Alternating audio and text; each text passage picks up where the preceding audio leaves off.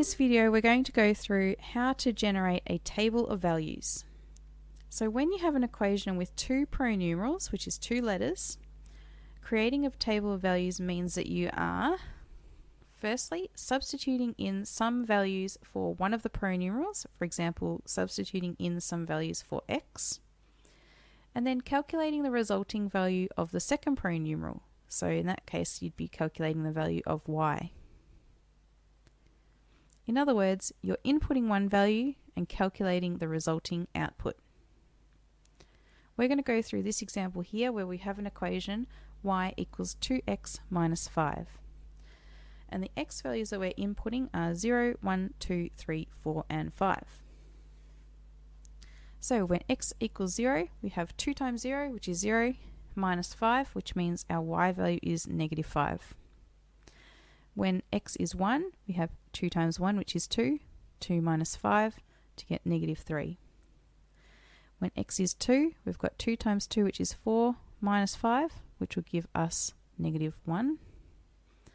Then we have 3, which is 2 times 3, which is 6, 6 minus 5 is 1. When x is 4, we'll have 2 times 4, which is 8, 8 minus 5 will give us 3. And lastly, when x is 5, we'll have 2 times 5, which is 10, and subtract 5 from that to get 5. Hopefully you'll notice here that there's a pattern, and hopefully that pattern has not surprised you.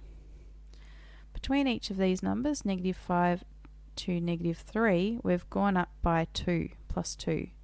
From negative 3 to negative 1, we've gone up by plus 2, and so on and so forth. Hopefully you could look here and see the 2 that sits in front of the x and notice that each time x increases, this value will actually increase by 2. So 1 increase in x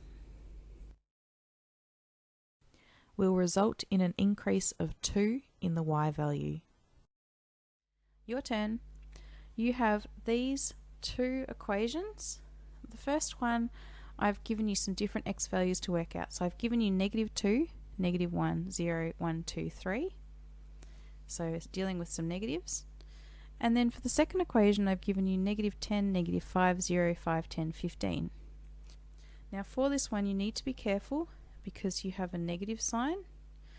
And for two parts here, you also have negative signs. So remember, in those situations, the negative here and the negative here will end up becoming a positive, because a negative number times a negative number gives you a positive result. So pause the video now and have a go at working those out. Welcome back. Hopefully through your calculations, these are the answers that you achieved. 2, 5, 8, 11, 14, 17 for the first one. And notice that each time the value of y is going up by 3, which hopefully doesn't surprise you because we have 3 sitting here. And for the bottom one, we have 37, 27, 17, 7, negative 3, and negative 13. In this case, because we've got negative 2 here, but we are changing 5 units each time, we don't see the pattern of going down by 2. Really what we're doing is we're going down by 2 5 times, and 2 5 times is 10. So you should see a pattern here where the numbers are going down by 10 each time. Now that you know how to work out a table of values, you could use this information to graph a line. So all you need from this is 2 points on that line to graph. So for example, you could use this point here and this one here, which really look like these coordinates, x coordinate and y coordinate, and x coordinate and y coordinate. And if you weren't given this, if you didn't know what it was, you could use these coordinates to first work out your gradient using our gradient formula, and then substitute either into point slope formula or slope intercept formula to find the equation of the line. And if you're unsure about how to do that, I have made a video on that one as well. So now you should feel fairly confident to go ahead and make some tables of values.